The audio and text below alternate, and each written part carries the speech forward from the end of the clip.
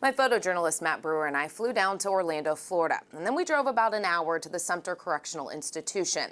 We went through intense security and were escorted by 2 correctional officers into a small room where we sat alone with Michael Shane Townsend.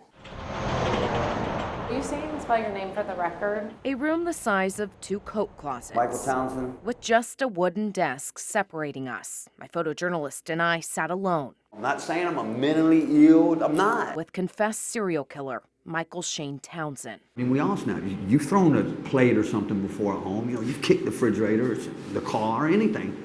We all snap. I mean, we've got different ways to do it. We were inside the high-security prison where he'll be for the rest of his life. I got so much stuff wrote down for you, Miss Gertler. So much stuff. The skittish, high-energy man covered in tattoos took off the glasses he broke in a fight that morning as he promised to be open and honest about his life that landed him in those handcuffs. I really got nothing to lose. Townsend told us he was born in Orlando in 1969. He grew up with his mother and stepdad in a small home not far from downtown. They were just drug dealers. They had big parties. So I was always like the pass around guy, Townsend says at a young age he was physically and sexually abused by his stepdad and family friends. I just caught hell there. I was abused, bad, burned. Burned? Burned with cigarettes. They wouldn't do what they wanted. It's kind of, I had a rough life. A rough life he tried to run away from at one point.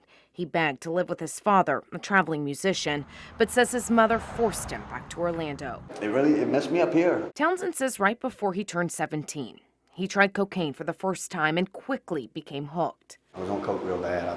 It still don't work. Desperate to feed his addiction, he says he began breaking into safes at gas stations, convenience stores, and fast food restaurants. There was no alarms, and if they did, they had these little brakes on the door, just a magnetic brake. It fed a lifestyle that eventually spiraled.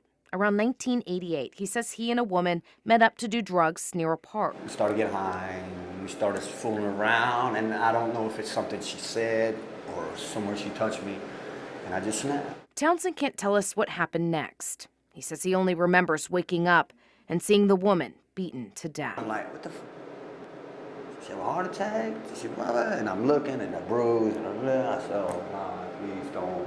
He said he doesn't remember the woman's name. He was high when he met her. He just knows he booked it out of Orlando onto a new city. Townsend says he spent the next few years in a heavy daze, traveling all over the Southeast.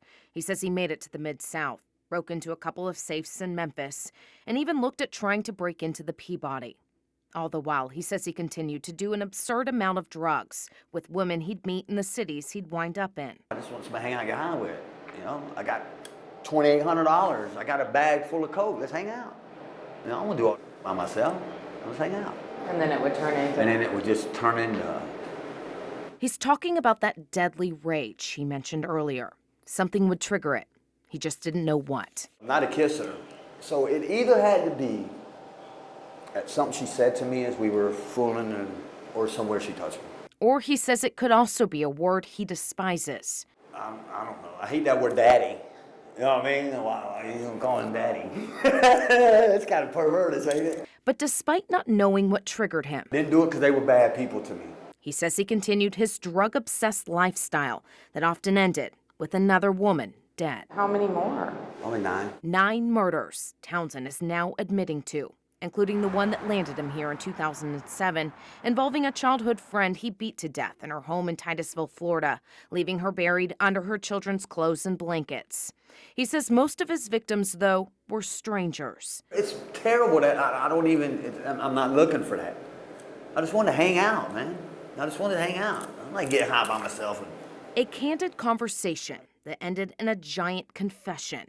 He mapped out where his murders happened: Kentucky, Florida, South Carolina, and 2 women in Memphis. I ended up in Memphis, down there in Tennessee. Tomorrow, only on WREG, Townsend tells us about those 2 Memphis murders. We found out one of the women has been identified. You'll hear from her daughter. The second woman hasn't. We'll give specific details that could hopefully bring some closure to her family. And we asked this confessed serial killer if he's sorry. Hear his answer. That's tomorrow on News Channel 3 at 5. Jessica Gertler, WREG, News Channel 3.